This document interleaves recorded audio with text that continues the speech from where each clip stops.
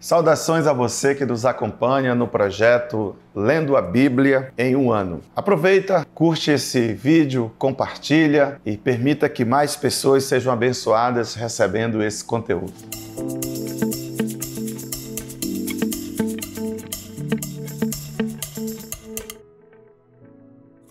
Êxodo capítulo 9 e capítulo 10 é um texto da palavra de Deus que nos fala ainda sobre as pragas do Egito, aqueles castigos, aquelas respostas que Deus mandou para o Egito, punindo o Egito em razão do faraó resistir à libertação do povo de Israel. Então, no capítulo 9, a partir do versículo 1, nós temos a praga da peste nos animais. Depois, a praga das úlceras, e Deus continua falando e determinando que faraó liberte o povo. Depois vem a praga da saraiva e no capítulo 10 de Êxodo, a praga dos gafanhotos, a praga das trevas, da escuridão. Vale lembrar, queridos, que Deus havia comissionado Moisés para que ele retirasse o povo do Egito. Moisés era então o libertador, né? Um tipo de Cristo também, como nós sabemos, que tem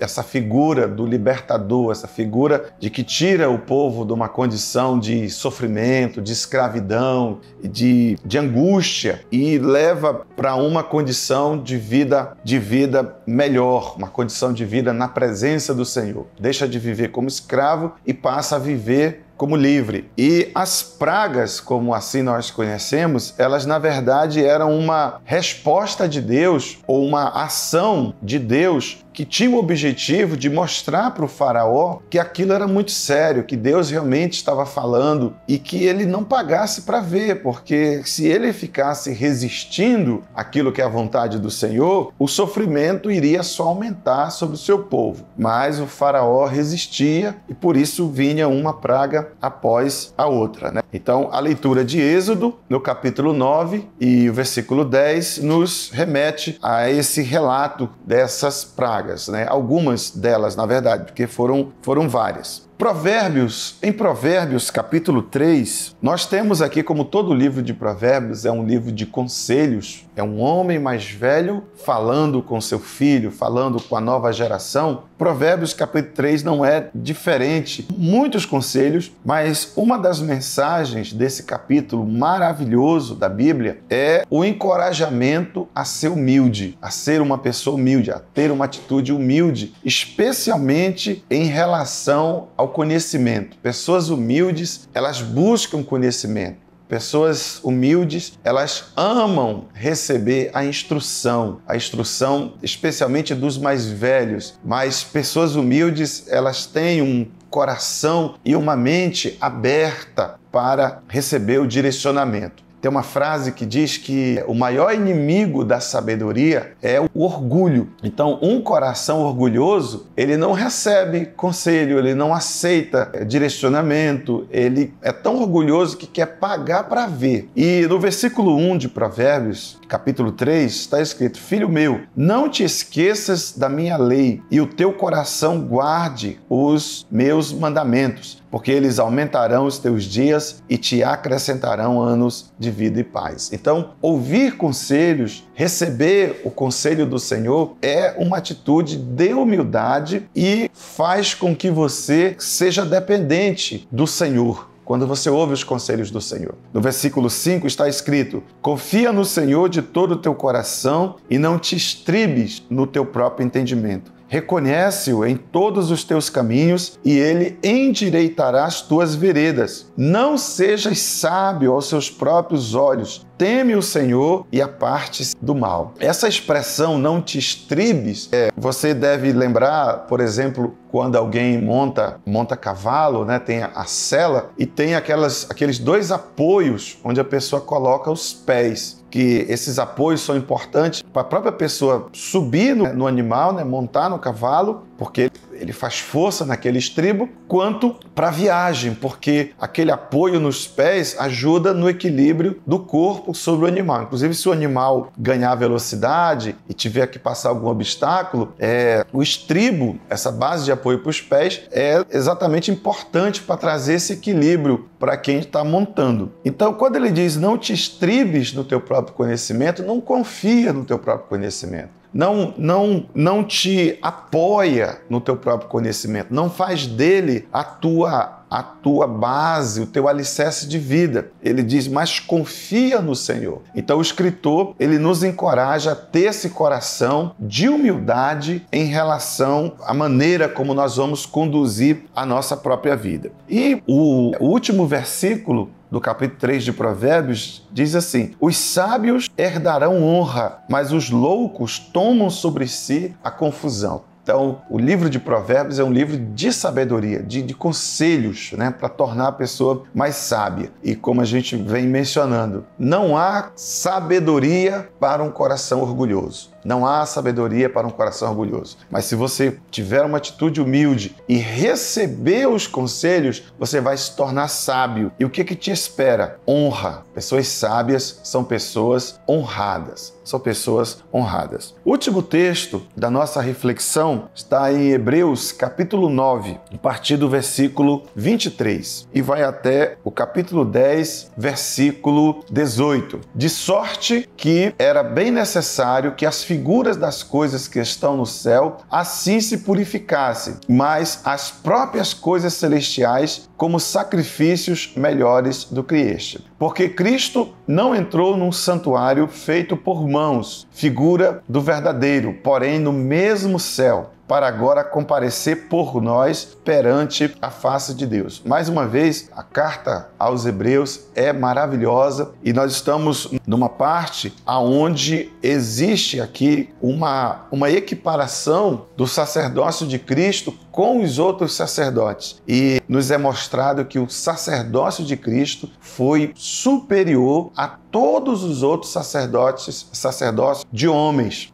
Inclusive, nesse texto é mencionado que os homens sacerdotes, quando faziam a atividade de intermediação, de oferecer sacrifício, eles compareciam perante os homens. Eles compareciam perante os homens. Mas o Senhor Jesus Cristo compareceu perante o próprio Deus, perante o próprio Pai. E outra reflexão também interessante está no versículo 27 de Hebreus 9, que diz o seguinte: e como aos homens está ordenado morrerem uma vez, vindo depois disso o juízo, assim também Cristo, oferecendo-se uma vez para tirar os pecados de muitos, aparecerá a segunda vez sem pecado aos que esperam para a salvação. Tem duas verdades muito profundas aqui.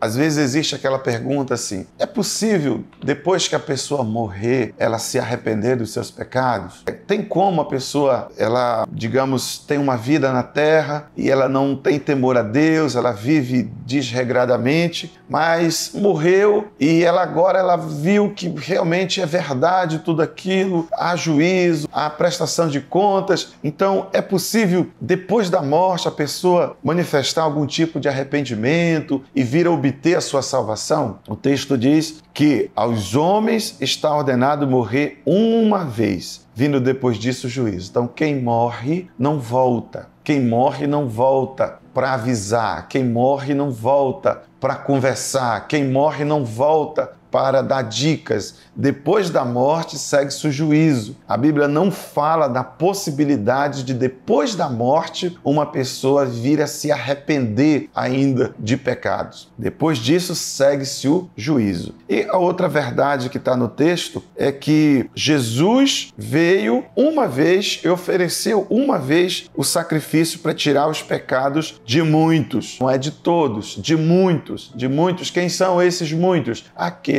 que o receberam. E ele vai aparecer a segunda vez para a salvação. Aqui nos dá uma fala exatamente de que nós estamos corretos na fé de que Jesus vai voltar para arrebatar a sua igreja. E o capítulo 10 segue ainda esse mesmo raciocínio. Do versículo 16, ele diz: "Este é o concerto que farei com ele, depois daqueles dias, diz o Senhor. Porei as minhas leis em seu coração e as escrevereis em seu entendimento." Acrescenta: "E jamais me lembrarei dos seus pecados e das suas iniquidades." Jamais me lembrarei dos seus pecados e das suas iniquidades. Na verdade, o autor está aqui falando ou replicando profecias do Velho Testamento, aonde o Senhor ele já deixava claro que todo aquele processo de rituais, de sacrifícios, que era feito de maneira externa, um dia o Senhor faria uma obra que permitiria que a lei do Senhor não fosse algo externo, mas fosse algo no coração da própria pessoa. Então, o autor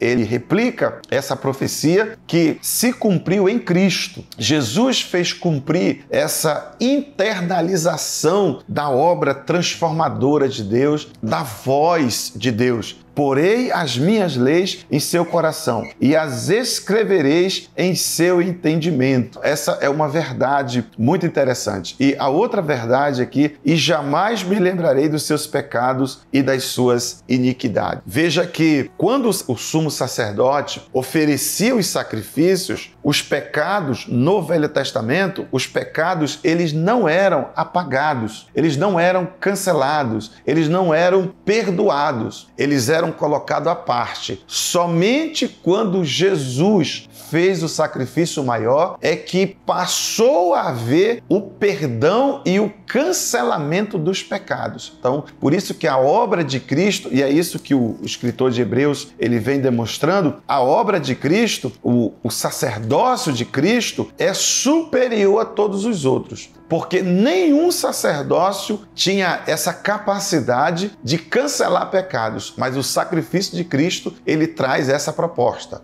O sacerdócio de Cristo, ele traz essa proposta porque ele traz a proposta da justificação. E o Senhor está dizendo: quando eu perdoo, eu não me lembro mais. Quando eu justifico você, eu não vou atrás ainda para buscar mais se tem alguma coisa ali que precisa ser resolvida. O sacrifício de Jesus, ele foi pleno, único, completo. E dos seus pecados não me lembro mais. As suas iniquidades foram completamente apagadas. E essa é uma mensagem bonita para terminar, quando a Bíblia nos encoraja a que você não fique lembrando dos seus pecados. Depois que o Senhor te perdoou, depois que você pediu perdão, depois que você recebeu a Cristo como seu Senhor e Salvador, todo esse passado, não importa se era muito grave ou menos grave no seu olhar ou no olhar de outros, tudo foi apagado, tudo foi cancelado. Em Cristo nós somos uma nova criatura. E assim finalizamos a nossa reflexão. Peço a você, compartilhe esse vídeo, curta esse vídeo e abençoe para que mais pessoas possam receber essa mensagem. Deus abençoe a sua vida, a sua família e até a próxima.